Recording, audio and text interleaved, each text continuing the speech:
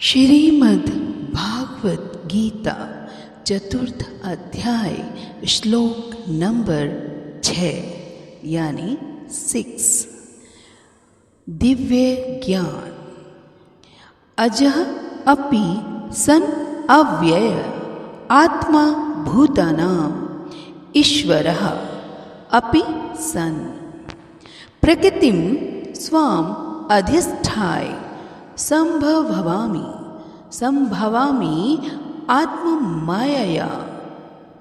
अजय यानी अजन्मा, अपि तथापि, सन होते हुए, अव्यय अविनाशी आत्मा शरीर, भूतानाम जन्म लेने वालों के, ईश्वरा परमेश्वर, अपि यद्यपि, सन होने पर, प्रकृतिम दिव्य रूप में, स्वाम अपने, अधिष्ठाय इस तरह स्थित, संभवामि मैं अवतार लेता हूँ, आत्म मायया अपनी अनंत रंग शक्ति से।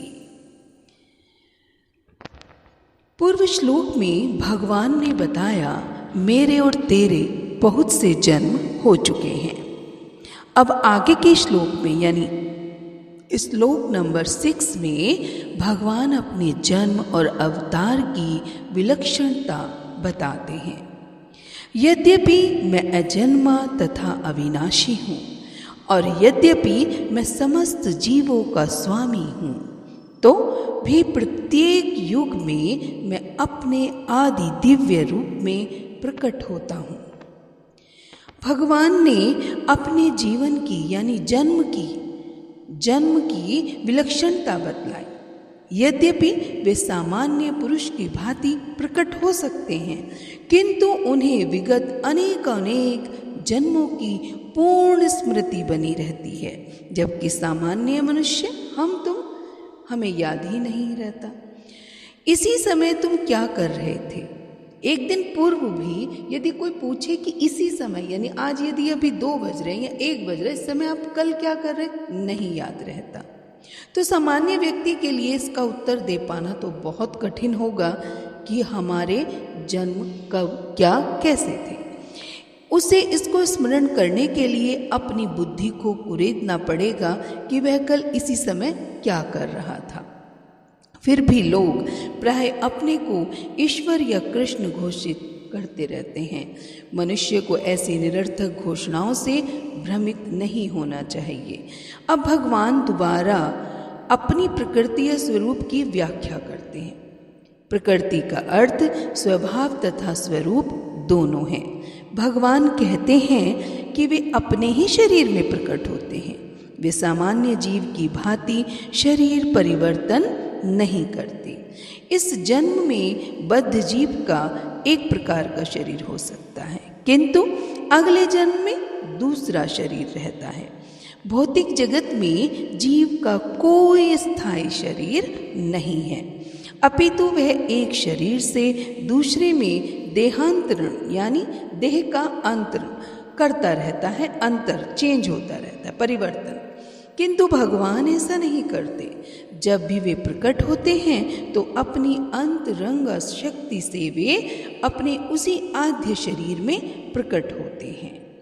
दूसरे शब्दों में कहें तो श्री कृष्ण इस जगत में अपने आदि शाश्वत स्वरूप में 2 भुजाओं में बांसुरी धारण किए अवतरित होते हैं। वे इस भौतिक जगत से निष्कलुषित रहकर अपने शाश्वत शरीर सहित प्रकट होते हैं। यद्यपि वे अपने उसी दिव्य शरीर में प्रकट होते हैं और ब्रह्मांड के स्वामी होते हैं, तो भी ऐसा लगता है कि वे सामान्य जीव की भांति प्रकट हो रहे हैं। यद्यपि उनका शरीर भौतिक शरीर की भांति क्षीण नहीं होता, फिर भी ऐसा प्रतीत होता है भगवान कृष्ण बालपन से कुमारावस्था तक और कुमारावस्था से तरुणावस्था तक प्राप्त करते हैं। किंतु आश्चर्य तो यह है कि वे कभी युवावस्था से आगे नहीं बढ़ते। कुरुक्षेत्र युद्ध के समय उनके अनेक पौत्र थे, या दूसरे शब्दों में वे भौतिक गणना के अनुसार काफी वृद्ध थे, फिर भी वे 20-25 वर्ष के युवक जैसे लगते थे। हमें कृष्ण की वृद्धावस्था का कोई चित्र नहीं दिखता, क्योंकि वे कभी भी हमारे समान वृद्ध नहीं होते।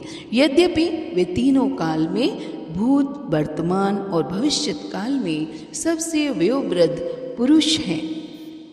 Although I am unborn, and my transcendental body never deteriorates, and although I am the Lord of all living entities, deteriorates यानी बिगड़ना, never कभी नहीं बिगड़ती। I still appear in every millennium in my original transcendental forms. The Lord has spoken. Purport. The Lord has spoken about the peculiarity यानी बड़ी अजीबोगरीब peculiarity of his birth. Although he may appear like an ordinary person, he remembers everything of his many past births, whereas a common man cannot remember what he has done even a few hours before. If someone is asked what he did exactly at the same time one day earlier, it would be very difficult for a common man to answer immediately. He would surely have to trace his memory. Trace यानी उसको पीछे की तरफ उसको छिड़कना, dress यानी हम खोलेंगे उसको दिमाग की तह पढ़ते। His memory to recall what he was doing exactly at the same time one day before, and yet men often dare claim to be God or Krishna. One should not be misled by such meaningless claims. Then again, the Lord explained his Prakriti or his form. Prakriti means nature, as well as Swarupa or one's own change, one's own form. The Lord says that he appears in on body, audible, on उसकी निजी, उनकी अपनी body. He does not change his body as the common living entity changes from one body to another. The conditioned soul may have one kind of body in the material world. The living entity has no fixed body but transmigrates from one body to another. The Lord, however, does not do so. Whenever he appears, he does so in the same original body by his internal potential. In other words, Krishna appears in this material world in his original eternal form, with two hands holding a fluid. He appears exactly in his eternal body, uncontaminated by this material world, although he appears in the same transcendental body and is Lord of the universe. It still appears that he takes his birth like an ordinary living entity, and although his body does not deteriorate like a material body, it still appears that Lord Krishna grows from childhood to boyhood, and from boyhood to youth. At the time of the battle of Kurukshetra, he had many grandchildren at home, or in other words, he had sufficiently aged by material calculations.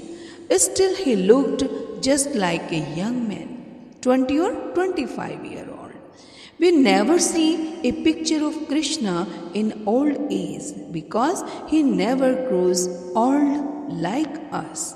Although he is the oldest person in the whole creation, past, present and future. Shrimad Bhagavad Gita.